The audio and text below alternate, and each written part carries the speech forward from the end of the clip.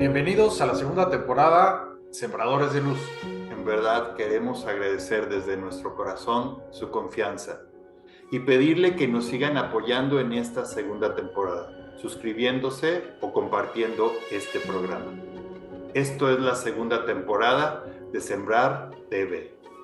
Para mí la espiritualidad sería algo así como el estado natural de todas las personas, ¿no? Las personas nacen en un estado espiritual. La luz es la conciencia, que es lo único que existe. Así lo define Max Planck, que sería el padre de la mecánica cuántica. Y él dice, muchachos, detrás de la conciencia no hay nada. Cuando yo me pregunto quién soy yo, ¿cierto? Ahí empieza realmente el verdadero camino, ¿no?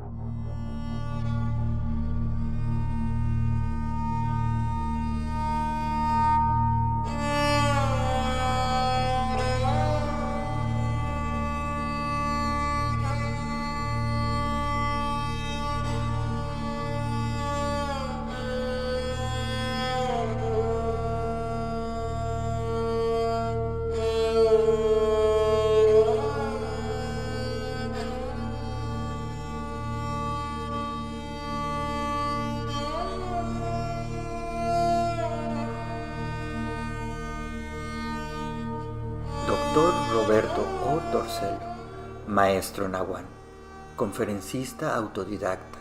Desde el año 1973 incursionó en la espiritualidad ingresando a una escuela esotérica, donde indagó el origen del ser. Desarrolló la mediumnidad como sanador. Siguió las enseñanzas de un maestro sufí durante 18 años. Practicó el Bhakti Yoga, yoga de la devoción, e incursionó en el chamanismo solar. Es facilitador en diferentes técnicas de meditación y en 1993 fundó Intihuaca, lugar sagrado del sol, centro de enseñanzas para el desarrollo de la conciencia y sanación, donde se aplican la experiencia y trayectoria de tantos años de incansable dedicación para el bien común.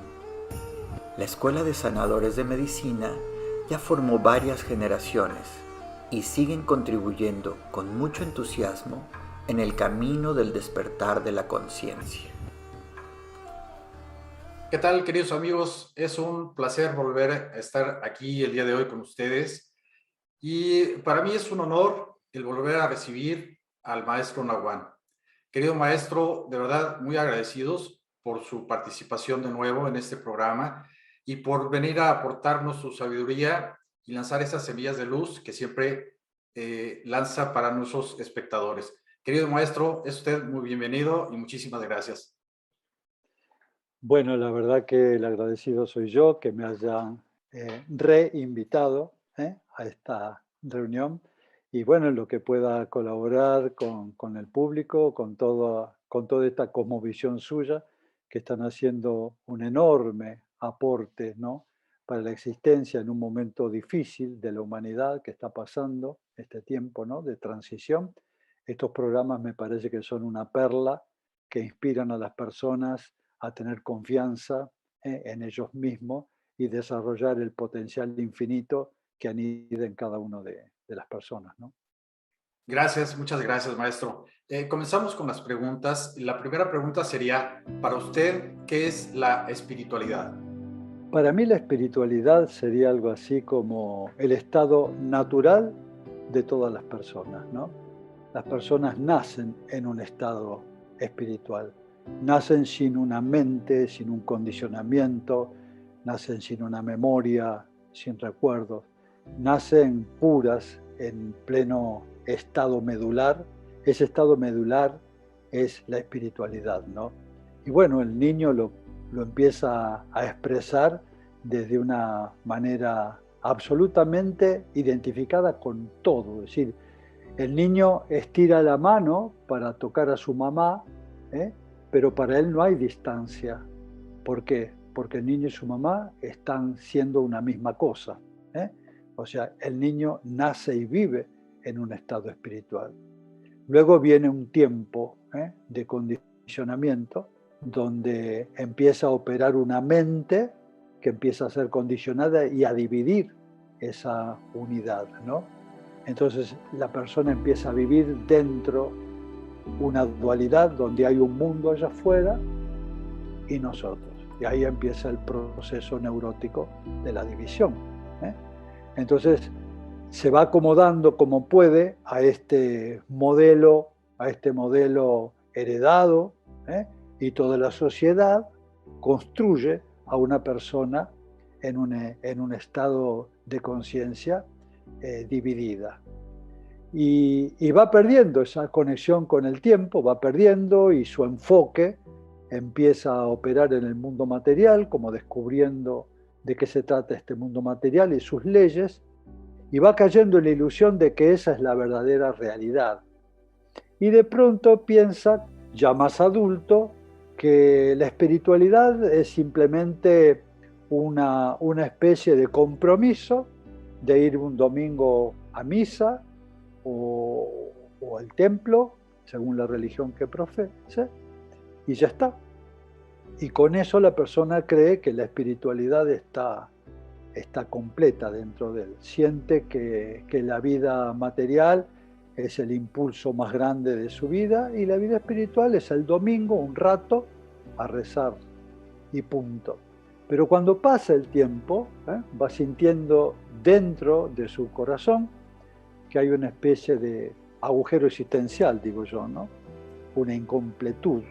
Entonces empieza a observar su vida y la mira y tiene todo, ¿no? Su vida material funciona, su familia, sus hijos, su carro, su casa, su profesión, y todo eso parece estar muy bien. Y el domingo en la misa decir, pero aún así, ¿qué me pasa?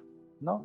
Y ahí se entra a dar cuenta, ¿no? Que hay un propósito interno que no se conforma con el domingo en la misa, ¿no? Que hay algo mucho más profundo que tiene que despertar.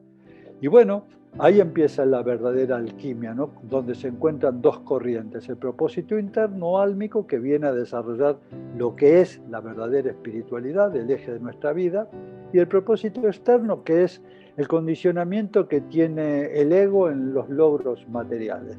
Y se encuentran las dos fuerzas, ¿no? Y eso genera, obviamente, una crisis del despertar espiritual, y la persona lo vive como algo llamado la noche oscura del alma, que puede durar el tiempo que puede durar. A veces no se sale de ahí porque se buscan las respuestas afuera. La gente viaja, la gente compra, la gente se come todo, la gente hace cualquier artimaña para tratar de llenar de alguna manera ese agujero existencial, ¿no? Cuando se rinde, porque se da cuenta de que nunca lo va a encontrar ahí, y empieza a considerar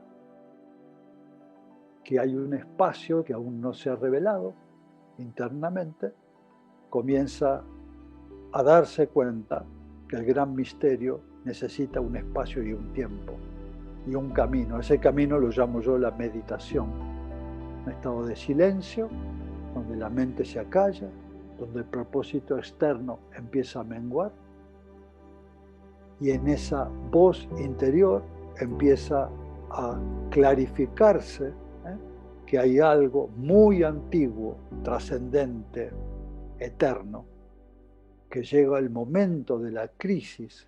Crisis significa oportunidad para poder manifestarlo.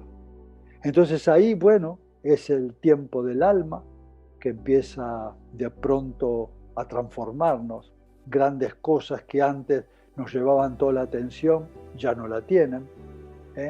Aquellos vínculos que antes tenía determinados diálogos ya no me encuentro, no tiene ningún significado para mí, entonces empieza a darse cuenta que hay un nuevo lenguaje, una nueva historia, una nueva dinámica que empieza a aparecer en mi cosmovisión, y nos damos cuenta que la ilusión empieza a caer y empieza a surgir una verdadera inteligencia sagrada y eterna que empieza a comandar nuestra vida y nos empieza a direccionar nuestra vida en un ámbito hacia una escala que ni siquiera imaginábamos desde la mente ordinaria, ¿no? Entonces empezamos a vivir la verdadera espiritualidad, ¿no? Lo que es la verdadera espiritualidad es en función del alma, ¿eh? El alma es la conexión con el espíritu, es el vehículo del espíritu, y el espíritu se manifiesta a través de nosotros, a través del componente álmico o el yo cuántico, que es lo mismo, ¿no? Entonces empezamos a vivir la verdadera espiritualidad después de una crisis profunda del despertar, ¿eh? Todos vamos a tener que parir al alma, ¿no? A través de una crisis. Si no hay una crisis, evidentemente aparece un sustituto, se llama el ego iluminado. Y el ego iluminado hace como que, te hace cursos, hace turismo espiritual, va de un lado para otro haciendo como que, pero internamente no hay ningún cambio en absoluto, ¿no? Y es un fracaso eso, y ese fracaso duele. Duele porque la gente invierte en viajes, en tiempo, en esto, en lo otro, creyendo que a través de eso, a través de lo intelectual, va a poder trascender esto. Bueno, eso no va a suceder, lamentablemente, ¿no? Acá lo que se necesita es silencio, meditación, autoconocimiento y escuchar realmente. Por eso tenemos dos orejas, ¿eh? Y una sola boca, para escuchar lo que el alma nos dice. Y el alma susurra, por eso hay que hacer silencio. Y en ese silencio de la meditación, el alma soberana puede aparecer, ¿no? Romper el campo de la ilusión, que es como una venda que tenemos, y empieza a surgir la verdadera espiritualidad. Y esa espiritualidad transforma nuestra vida. Eso es un salto cuántico. Eso es un salto cuántico. Pero para que exista tiene que haber un proceso alquímico. ¿Qué significa? Muerte y resurrección. Hay algo en nosotros que tiene que morir. Historias, pensamientos, dogmas, apegos, condicionamientos, toda esa parte va muriendo. Y eso es una parte dolorosa, que la persona necesita atravesar para que la verdadera espiritualidad empiece a operar como una bandera, como un horizonte que nos va marcando con muchos significados. Y ahí la maravilla de esto, ¿no? Cuando uno entra en ese espacio, empieza a operar en un proceso sincrónico, donde el universo y la persona ya no son dos, es uno solo. Es volver a esa etapa de la inocencia del niño, donde se da cuenta que todo eso fue una fantasía que vivió y hoy encuentra un universo unificado y que no hay diferencia entre eso que está afuera y esto que está dentro. Y el mayor despertar, que yo creo, ¿no?, que es como la frutilla del postre, hermanitos, es darse cuenta que a ese Dios que le cantábamos, a ese Dios allá en la altura, en una nube, vaya a saber en qué lejanía está ahí ese Dios, y nosotros no hay distancia, ¿eh? Es decir, que es la misma cosa. Ese Dios de afuera y el Dios interior es reconocer nuestro linaje. Entonces ahí entramos en un espacio de unidad donde la espiritualidad es el lenguaje del alma. Toda nuestra vida empieza como un torbellino a transformarse, pero no queda ahí solamente, porque todo el entorno donde una persona espiritual toca también empieza a transformarse, ¿no? Es como un efecto cadena. Para mí la espiritualidad, en forma sintética, muy chiquitita, pasa por ahí. Muy pequeña, pero muy grande sus comentarios, maestro. ¿Qué es la luz? La luz, si podemos salir del aspecto científico, ¿no?, dejar la onda y la partícula por ahí, para nosotros dentro de este campo, ¿no?, hay dos modelos para vivir. Un modelo de ignorancia donde vive en una especie de oscuridad dentro de un contexto absolutamente condicionado, ¿no? Y repite historias pasadas, así como mi padre, así como mi abuelo, así como él, y vas para atrás. Entonces, es un camino muy pequeño para mí de oscuridad, de mecanicidad. Un elemento mecánico no puede tener significado, carece de significado. Entonces, un modelo de vida se vive en la oscuridad de la ignorancia y hay otro modelo de vida donde uno puede apreciar la luz. La luz es la conciencia, que es lo único que existe. Así lo define Max Planck, que sería el padre de la mecánica cuántica. Y él dice, muchachos, detrás de la conciencia no hay nada. Es decir, lo único que existe es la conciencia. La conciencia es luz. Entonces, lo único que existe es la luz. La ignorancia vendría a ser la contraparte, la ausencia de luz. Pero no tiene una presencia per se, la oscuridad, porque es falta de luz nada más. No es que eso exista por sí solo, porque un rayo de luz desaparece la oscuridad. Entonces, la esperanza es que la luz es lo único que existe, que nosotros en un modelo de ilusión no es que no estamos iluminados, todos estamos iluminados, no lo estamos viviendo. No es algo que tenemos que recibir de afuera, está en nosotros, es en una forma intrínseca, está en nuestro ADN. El fotón es luz, quiere decir que ya estamos iluminados, simplemente que el condicionamiento genera una especie de ceguera que nos mete en un manto de oscuridad. Y luego viene cuando cae ese patrón, entramos a darnos cuenta que siempre estuvimos en la luz, que solo la luz existe, la luz es la conciencia, que es el único elemento para mí tangible, sustentable. Y la luz, el amor, es la misma cosa, ¿no?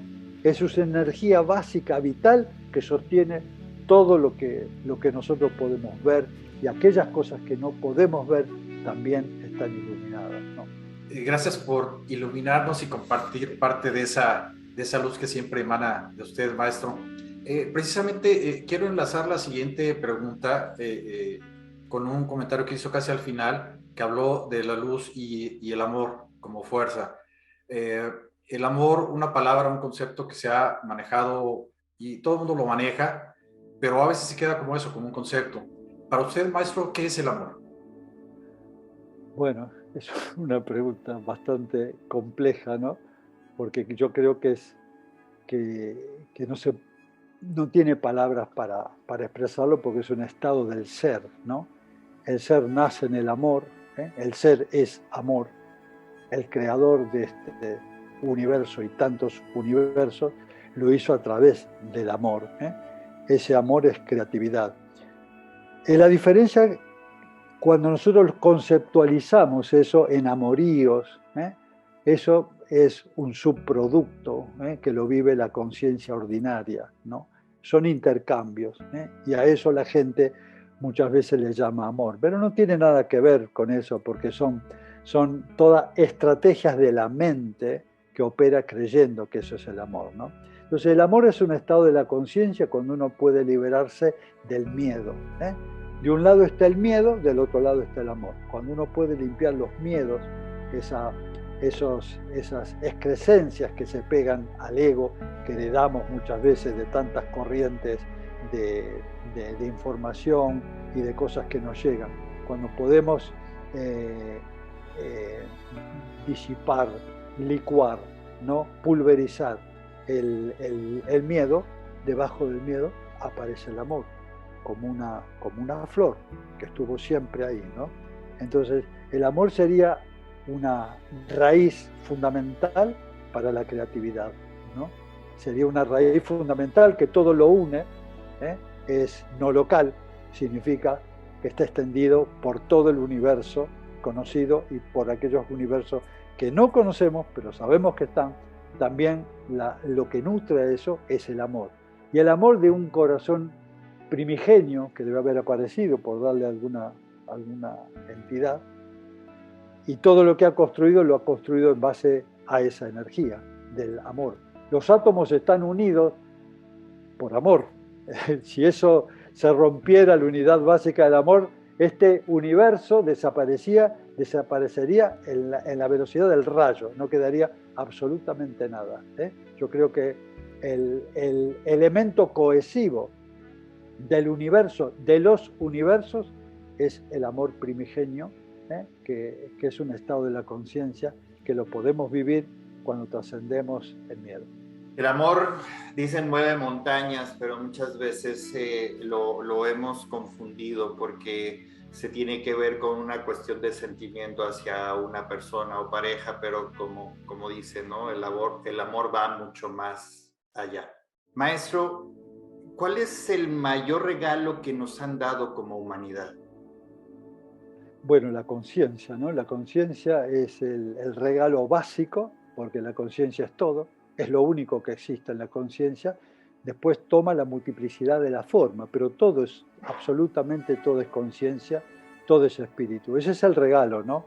Entonces, una vida, cuando empezamos a olvidar el linaje, que somos la conciencia única, existe una sola conciencia, la conciencia no tiene partes, vive en la multiplicidad de las formas.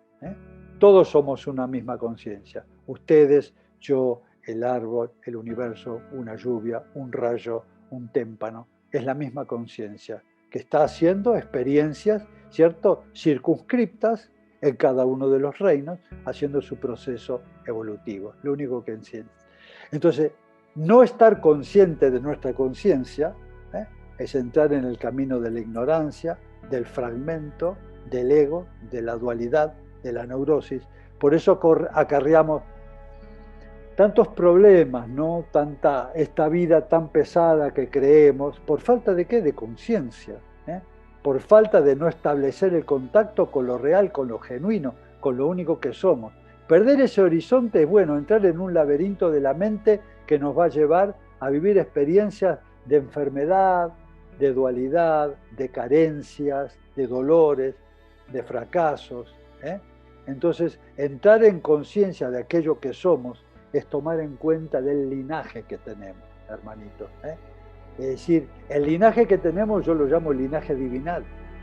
Somos hijos de las estrellas, de ese gran espíritu, de ese Huancatanca, de ese gran espíritu, Dios, como quieran llamarle, lo único que existe. Y estamos haciendo esta experiencia acá por poquísimos años, por poquísimos años. Entonces, perder el horizonte de aquello que somos, ¿no? Lo real, la existencia de la conciencia, que es el mayor regalo que nos dan, una conciencia autorreferente, que sepa que somos, A nivel del humano se llega a la conciencia autorreferente. Los otros reinos están en proceso del despertar.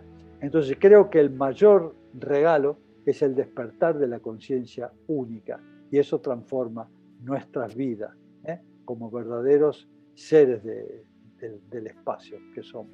Y que ahorita, desgraciadamente, por muchas circunstancias, uno de los mayores problemas que tiene la humanidad es esa falta de conciencia, ¿no? Bueno, de alguna manera algunos estamos tratando de contribuir con un granito de arena, con una semilla para tratar de hacer ese despertar de la conciencia, como usted dice, ¿no, maestro? La siguiente pregunta es, ¿cuál es la misión del ser humano en esta vida? Vaya pregunta, hermanito. Yo creo que esta vida es una oportunidad maravillosa. Hemos vivido muchas vidas anteriormente, según mi visión. Me parece que una vida no alcanzaría, una sola vida de 80 años, 90 años, no alcanzaría para el florecimiento espiritual, ¿no? Yo creo que tenemos que vivir muchas vidas e ir acumulando sabiduría a través de un proceso de aprendizaje. Es como el niño que va al kindergarten, al primer grado, ¿no? Y termina el primer grado y dice, bueno, ya está todo. No, después está el colegio primario, el secundario, el universitario, los posgrados, los doctorados, haciendo una analogía, ¿no?, de todo esto. El espíritu vive esta vida como una oportunidad, y en la medida que va generando en él una madurez, se empieza a revelar internamente el sentido de la vida, ¿no? La vida tiene un sentido que está anclado en el propósito del alma, porque el alma, antes de volver a esta experiencia terrenal, tiene un plan interior que viene a manifestar acá.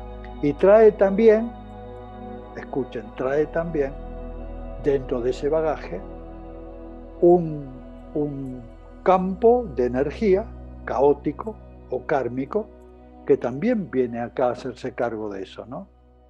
Entonces, primero hay todo un trabajo enorme de limpiar las memorias karmáticas o caóticas que traemos de otras historias, que nos sirven esas experiencias para la maduración que tiene el ser que viene haciendo su experiencia terrenal.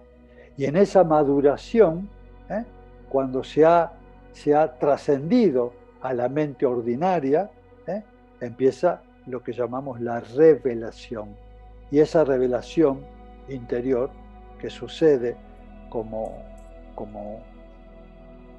una verdadera alquimia, yo le expliqué hace un ratito, ¿no?, empieza a manifestar el sentido de la vida. Y ese sentido de la vida, dentro de mi visión, es manifestar los potenciales que tenemos en nuestro corazón. Potenciales infinitos que muchas veces no coinciden con aquellas cosas que nosotros hemos emprendido en la vida material. Muchas veces no coinciden. O si algunas coinciden, le da un brillo superior. Es decir, estamos llenos de talentos, que no los exploramos muchas veces porque generamos una especie de bloqueo ahí y solamente vivimos la vida material. Cuando nos damos cuenta que existe un potencial infinito, podemos destapar eso, surge cosas que traemos de otras vidas, de otro tiempo, de otro espacio. Decimos, ¿y esto qué es lo que, de dónde salió todo esto? Por ejemplo, yo estudié odontología, trabajé 37 años de odontólogo. Yo no estudié psicología. Sin embargo, ¿de dónde sale todo esto? Yo tengo como una revelación ahí, de dónde salió, si a mí me enseñaron a trabajar en una boca nada más. ¿Se dan cuenta? ¿De dónde vino todo este caudal de cosas? Son memorias que trae el alma que dice, bueno, como odontólogo muy bien, hasta acá nomás, 37 años es suficiente, ahora te necesitamos para otra cosa. Y ahí empiezan a aparecer otros universos que estaban ahí latentes como potencialidades, y cuando la mente hace silencio y uno entra en una gran crisis, esto empieza a salir como si fuera, no sé, un volcán, porque surge como un volcán, transforma nuestra vida. Entonces realmente el sentido de la vida no lo podemos elegir nosotros, es el alma la que va a manifestarlo. No lo vas a lograr pensando a ver cuál va a ser el sentido de mi vida. Desde la mente ordinaria no tiene la menor idea de lo que es el sentido de la vida. El sentido de la vida es una revelación de algo eterno, profundo, que es el alma, que dice, bueno, este es el momento maduro de mi contraparte física que tengo, y ahora es el momento para pronunciarlo. Y ahí empieza a aparecer, cuando la mente hace silencio, cuando no hay más resistencia, el sentido de la vida se revela. Y eso es un momento glorioso, eso es un momento de gloria. Y ahora, maestro, ¿cuál es su misión? ¿Cuál es la misión del maestro Naguán en esta vida? Humildemente es transmitir una enseñanza, pero humildemente es transmitir una enseñanza, ¿no? Que es un estado de conciencia, que si yo logré esta enseñanza y me vino a mí, cualquier persona puede lograr tener una visión un poquito diferente, y darse cuenta que tenemos el potencial de crear una vida digna para vivir nosotros. No estoy pensando nada extraordinario, una vida digna. que tiene que ver con un estado de coherencia. Un estado de coherencia es un estado de integración del componente físico-emocional, mental y espiritual, alineado. En ese estado empezamos a generar un campo vibratorio que nos lleva a esta energía de orden, llamémosle de coherencia. Se transmite esto, hermanito. Esto se transmite por presencia, nada más. A veces ni siquiera hay que decir una palabra. Y eso genera, cuando toca otro campo de otro ser humano, coincidencias, sincronicidades, que la persona de pronto empieza a sentir que algo lo atrae, lo inspira y empieza a hacer grandes cambios. Yo creo que la misión es esa. Se reveló en un momento difícil de mi vida, que me llevó a construir un ashram, un centro espiritual, donde podían convocarse almas gemelas, almas que concordaban en vivir la aventura de una experiencia espiritual, revelarse eso. Y bueno, como más viejos, tengo 74 años, hace 50 años que hago esto, bueno, ayudo a los más jóvenes a que hagan su trabajo, pero el trabajo lo hace la persona. Yo simplemente le indico, el maestro está ahí adentro tuyo, revelalo, sacalo, dale, animate, cree en vos, hasta que ese florecimiento aparece, y eso me hace muy feliz. Esa es la misión, ¿no? Y lo disfruto mucho, hermanito, lo disfruto mucho. Sí, esa pregunta la hicimos justamente porque muchas veces se dijo que muchos piensan, vienes, naces, creces, te reproduces y te vas, ¿no? Y otros pasan toda su vida buscando cuál es su sentido, cuál es su misión. Y entonces creo que todos estamos aquí por algo, por una misión. Entonces esto que acabamos de escuchar le da una herramienta a nuestros espectadores, a nuestros sembradores de luz, de poder encontrar su misión, y que no hay edad para buscar y encontrar esa misión. Claro, y lo importante que quiero agregar de esto, por favor, que se entienda, esa misión se va a revelar a través de una crisis, a través de una crisis, porque muchas veces nos tambalean ciertas historias personales, ¿no? Tambalean un poco porque, bueno, el salto es grande. Yo les pido a las personas que estén en ese momento, ¿no? Que por supuesto que pidan ayuda y que no se confunda, por favor, una crisis de despertar espiritual con algo psicológico que necesite una medicación o algo. Es decir, no confundir lo que es una crisis del despertar espiritual con lo que es una crisis psicológica o neurótica o algo por el estilo, ¿no? Porque muchas veces al confundirse estos síntomas como de desorientación, donde no aparece algo nuevo, la persona entra en ansiedad, no se da cuenta de lo que está viviendo, recurren a la medicación, que sería algo así como tapar el proceso, ¿no? Entonces confíen en eso, averigüen, hay un montón de formas de poder acompañar a aquellos hermanitos que están haciendo este proceso alquímico de despertar, que tengan confianza, que surge algo enormemente bueno de adentro, ¿cierto? Que hay cosas que van a ir cambiando en la vida, que se desapeguen de eso y que sientan el llamado del alma y que se dejen conducir por quien realmente sabe, la inteligencia básica y fundamental que es el espíritu. Y gracias, querido maestro, por compartirnos tanta sabiduría, tantas semillas de luz en este rato tan ameno que ha sido escuchar todas sus respuestas. Y pues bueno, entramos a la siguiente parte del programa, que es el tema que nos va a compartir. Y creo que es un tema muy interesante. Es una pregunta que muchos nos hacemos o nos hemos hecho a través del camino, y es: ¿quién eres tú? Entonces, adelante, maestro, lo escuchamos. Cuando yo me pregunto quién soy yo, ¿cierto? Ahí empieza realmente el verdadero camino, ¿no? Empezar a descubrir aquello que somos.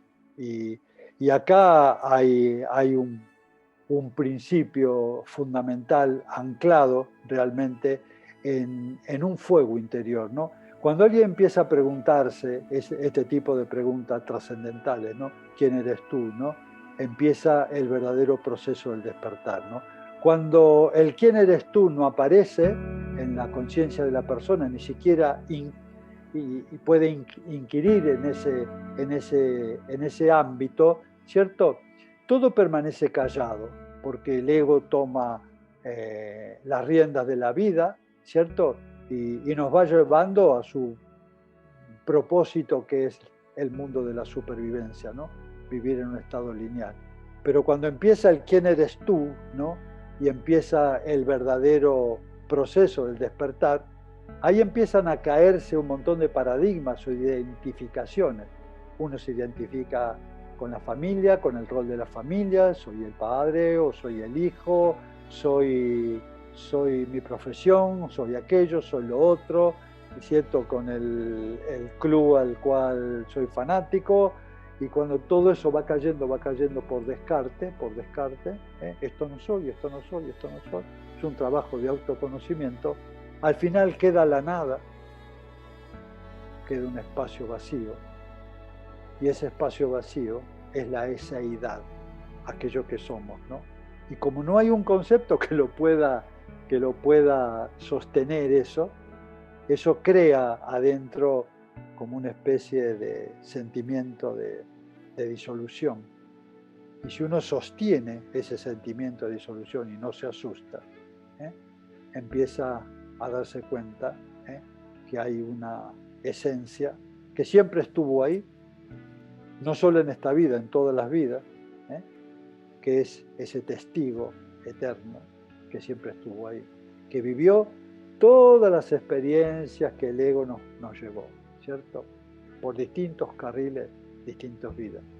Pero cuando eso va cayendo, todo eso, esa ilusión de aquello que creíamos ser, solo queda el silencio, la eseidad. Y eso es lo que somos. No tiene forma, no tiene principio, no tiene fin, es eterno, siempre estuvo. No tiene color, no tiene lenguaje.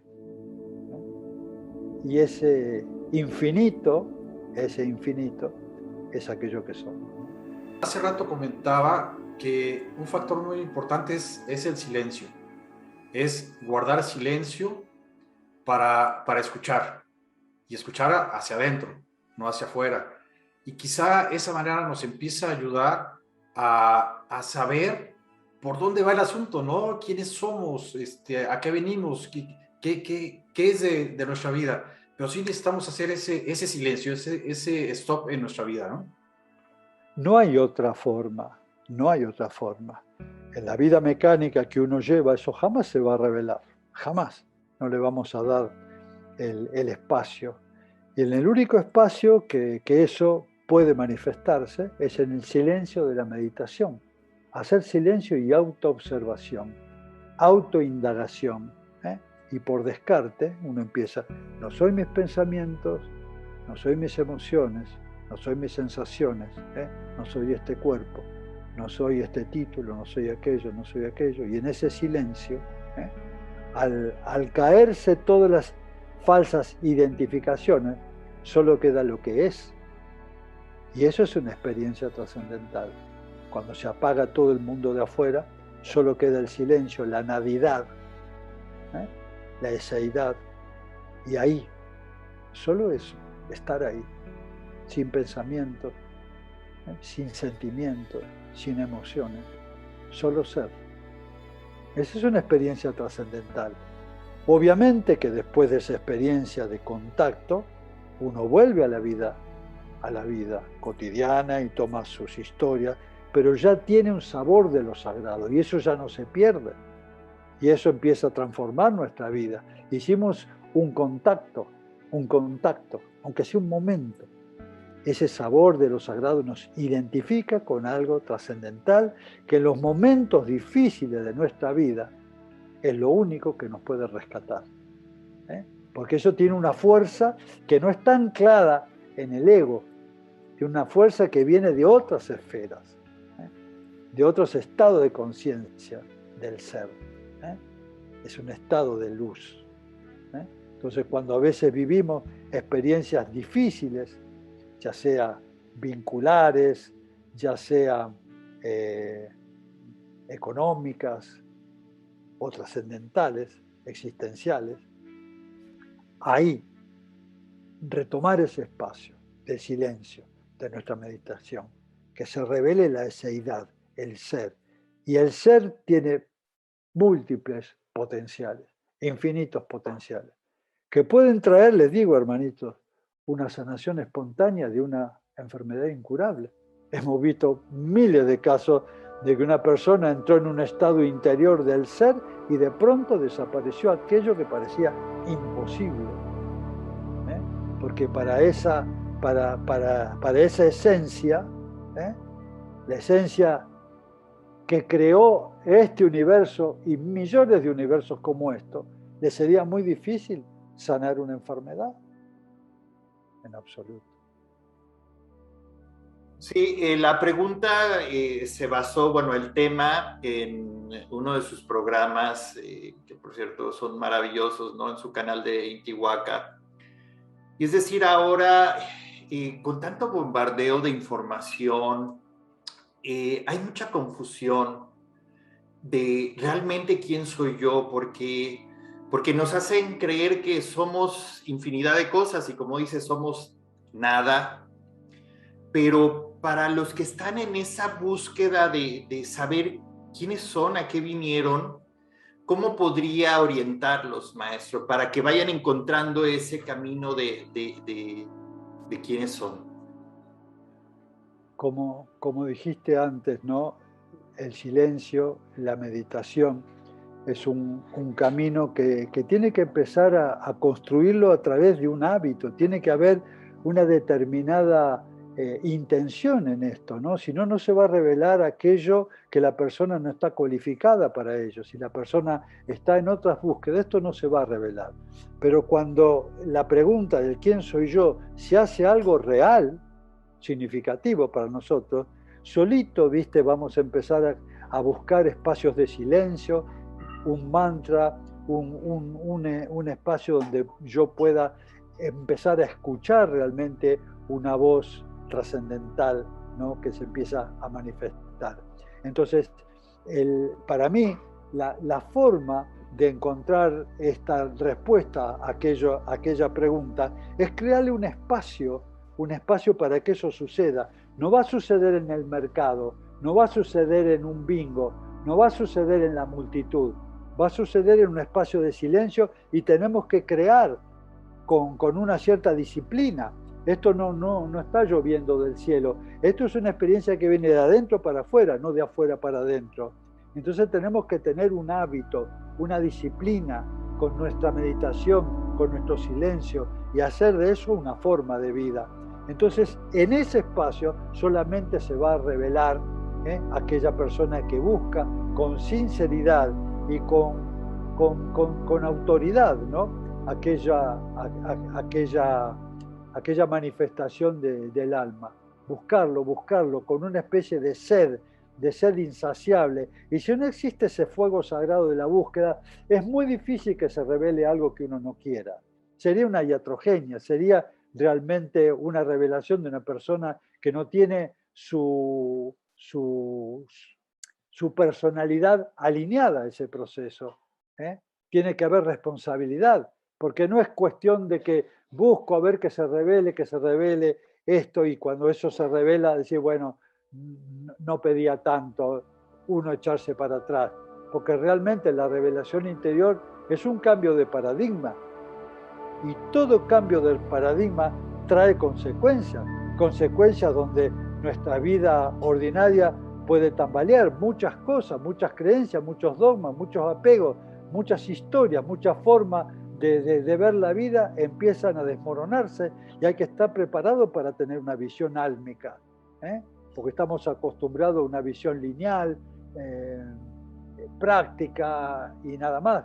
La visión trascendental trae responsabilidad, porque eso indica también un compromiso, hermanito, un compromiso. Cuando se revela el alma, bueno, el alma no viene a revelarse acá para jugar. El alma viene a revelar y nos revela el sentido de la vida. El sentido de la vida realmente compromete a la persona a cambios porque no es solamente para él la revelación, es para todo su entorno. Entonces, esto tiene un compromiso para mí trascendental, ¿no? Maestro, ¿no será que se ha confundido mucho este concepto de quién eres es según lo que tienes con esta sociedad tan consumista? Es decir, o sea, tienes, eres, no tienes, no eres. Entonces eso como que se ha grabado mucho en la mente de los seres humanos y es el ansia por querer tener y no ser. Esto nos desvía mucho del camino. ¿Qué opina, maestro? Y bueno, está perfecto lo que decís, ¿no? Porque realmente esa es la trampa, la estrategia de este mundo, ¿no? Del mundo de esta sociedad. Pero hay un equilibrio entre este mundo de la sociedad. No estoy en contra en absoluto cuando uno adentro está integrado, ¿eh? Porque esta vida material tiene cosas hermosas, ¿cierto? Cuando uno lo ve desde el principio álmico, ¿no? Y puede disfrutar de cosas hermosas, ¿no? Cuando vive realmente la experiencia del desapego de todas esas cosas, ¿no? Y puede anclar su verdadera identidad en lo que es, no en lo que uno tiene, ¿eh? Uno lo que puede tener un montón de cosas, no estar apegado a ello. Entonces, si están, bien, si no están, bien. Ese es un principio.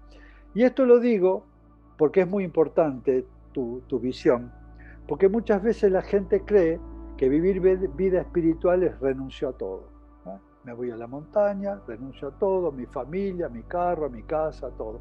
Y ahí entran a darse cuenta que eso es un delirio místico, peligrosísimo, peligrosísimo, ¿no? La vida espiritual tiene una conexión, ¿eh? Con un equilibrio entre la vida material y la vida espiritual, que no son dos cosas separadas, son expresiones de la misma conciencia, y uno puede vivir de un lado a otro, ser pasajero de esos dos mundos en equilibrio, ¿cierto? Cuando se da cuenta que esa propuesta de esta sociedad de valés por lo que tenés, eso es efímero, eso no tiene ningún valor. La persona se da cuenta que jamás se va a anclar en esa idea o en esa ilusión, sino que su ancla está adentro, y si tiene está bien y si no tiene está bien, ¿eh? Vive desapegado. Entonces no estoy en contra del mundo material. El mundo material cumple su función. Es una experiencia también que hay que trascender, por eso tenemos un cuerpo físico, ¿eh?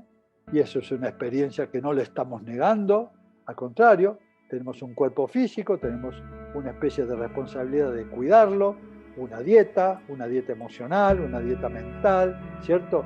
Compromiso que tenemos que acceder en el momento que encarnamos en un cuerpo. Tenemos necesidades, las cumplimos, ¿cierto? Y todo eso empieza a darnos cuenta que hay un equilibrio de mucha inteligencia en estos dos mundos. Entonces no hay peligro de lo que sería el condicionamiento. Hago vida espiritual, renuncio a todo lo material.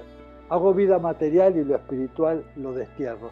Entonces toda polaridad es enfermedad. Yo puedo vivir una vida material sabiendo que estoy internalizado en la raíz del alma. Entonces no me molesta la vida material, puedo trascenderla, disfrutarla, fluir a través de la vida material. Yo le doy un ejemplo.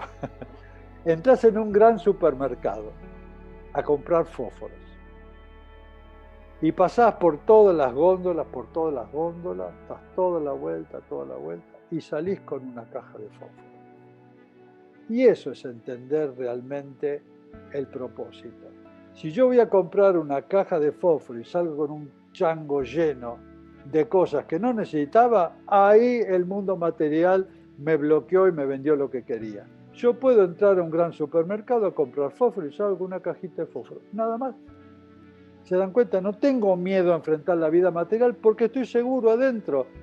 La persona que tiene miedo a enfrentar la vida espiritual porque tiene miedo a ser seducido por esa energía y confundido por esa energía. Si vos estás totalmente anclado en la verdad que la necesidad que tenés, no hay ningún peligro. Por eso, ¿cómo te puedo decir? La verdadera realización se hace de adentro para afuera. Entonces, el mundo material ya no es un obstáculo para una persona conectada. Ya no es ese mundo un peligro. Si yo estoy realmente adentro, absolutamente conectado con mi alma, a mí no me confunde el mundo material. En absoluto me confunde. Y está ahí, lo respeto, está bueno, tiene cosas muy buenas, como por ejemplo este aparato que estamos haciendo que desde México y Argentina tengamos esta comunicación, me parece maravilloso. Entonces, esas cosas, ¿cierto? Hay que valorarlas. Y cuando uno está anclado en su alma, el mundo material no es peligroso, es una experiencia más de la conciencia. Sí, ha dicho que para saber quién soy hay que ir hacia adentro, estar en silencio y saber quién es uno. Se puede aprender desde la noche más oscura del alma y también se puede aprender y saber quién es uno a través de la luz y el amor. Entonces, ¿cómo puede ser que le pueda ayudar a los espectadores para decir, lo puedes encontrar desde la noche más oscura del alma o también desde el proceso de la luz y el amor? Hay una cosa importante que está muy buena la pregunta, ¿no? Está muy buena la pregunta. Para encontrar la luz y el amor hay que pasar por la noche oscura. Porque es un camino que vamos a tener que transcurrir todos, ¿no? Porque cuando uno opera en la mente habitual, donde empezamos a crear un personaje, un arquetipo, ¿cierto? Y expresar lo que somos, ¿cierto? Ese arquetipo es un arquetipo primario que la personalidad arma como un carácter y una forma de ver la vida, y ahí salimos, ¿cierto? Entonces, ese arquetipo puede expresar amoríos, puede expresar algunos estados de conciencia básicos a ese estado de conciencia. Necesita pasar por un proceso alquímico de transformación de esa mente dual a una mente cósmica. Un pensamiento dual, un pensamiento básico a un pensamiento sincrónico. Y la personalidad no puede expresar el pensamiento sincrónico, no está cualificado para ello.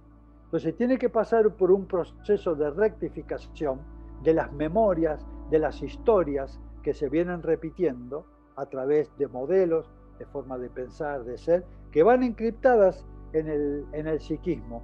Entonces tiene que haber una limpieza de ese material para expresar realmente el amor. Y ese proceso histórico de limpieza, lo llamo el camino del héroe, como dice Carl Jung. El camino del héroe es el trabajo, ¿no?, de redimir a la personalidad y a sus conceptos para entrar en un modelo que puede expresar, sí, el amor real, ¿no?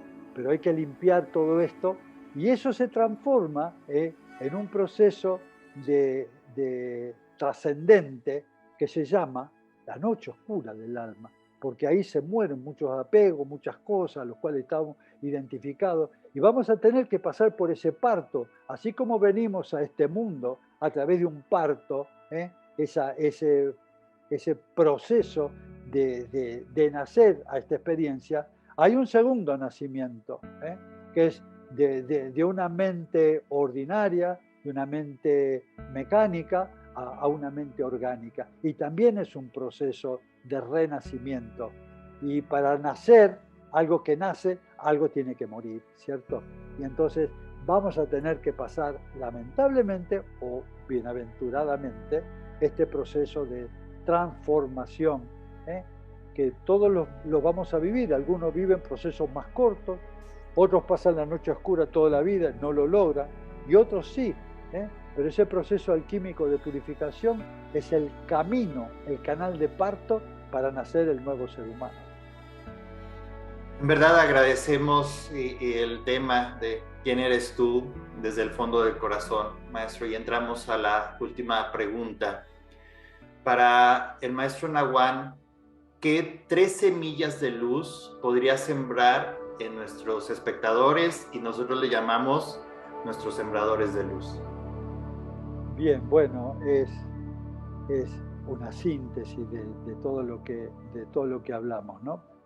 Primero, La primera semilla que colocaría en esta tierra fértil, ¿no? que todo lo da, que es el corazón de cada una de las personas, ¿no? que están orientadas acá, es que recuerden, es recordar nuestro linaje, ¿no? Recordar nuestro linaje. Es una pequeña semilla de recuerdo que hace que cuando uno empieza a recordar y se va para atrás, se da cuenta que hay algo trascendente que traemos de otro universo, de miles de vidas, de la eternidad, aquello que somos. Primero sería una semilla de recordar aquello que somos. Segunda semilla que plantaría sería una semilla de confianza. Que tengan confianza que este proceso es un proceso orientado en un sentido universal. Todo se expande. Ustedes piensen del momento del Big Bang, de la singularidad, donde esa masa de conciencia se expande, y las galaxias desde ese primer momento primigenio se están expandiendo cada vez a mayor velocidad. Entonces, siguiendo esa línea del universo, nuestra conciencia también se va expandiendo. La segunda semilla es la confianza en el proceso que estamos haciendo. Y la tercera que plantaría ahí sería el amor, ¿no? El amor, que es la síntesis de todo esto, ¿no? Es esa energía cósmica que es como una amalgama, ahí me salió el dentista, que es una fuerza cohesiva, que todo lo une y que le da sentido a nuestra vida. Esas tres semillas implantadas en el corazón, estoy seguro que van a dar el fruto que nos merecemos por la dignidad de aquello que somos. Querido maestro, no sabe el gusto, el placer y el honor de haberlo tenido con nosotros el día de hoy. De verdad, muchísimas gracias por tantas gotas de sabiduría, tantas semillas sembradas, por la claridad de su pensamiento. En verdad, nos alimenta el alma y el corazón. Muchísimas gracias desde nuestro ser hacia su ser. Gracias, Maestro Naguán. Gracias por tantos años de compartir tu sabiduría. Gracias por ser el jefe de la tribu Intihuaca. Gracias porque en tu sencillez demuestras tu grandeza. Gracias por sembrar tantas semillas de luz. Pues muchísimas gracias, maestro. De verdad fue un honor tenerlo con nosotros el día de hoy. En verdad, muchas gracias, maestro, muchas bendiciones. Es un honor haberlo tenido aquí en Sembrar TV. Así es que de todo corazón, gracias. Bueno, para mí el honor es mío que me hayan invitado otra vez. Eso es muy importante, ¿no? Que volvamos a reincidir en esto, ¿no? Y ojalá suceda muchas veces. Y que sigan sembrando esto, hermanitos, sigan sembrando esto, que estoy seguro que es la misión de su almita. Así que gracias por la invitación, nos vemos pronto. Gracias, Gracias, verdad, maestro. gracias. Un placer. Esto fue Sembrar TV, un encuentro de ser a ser.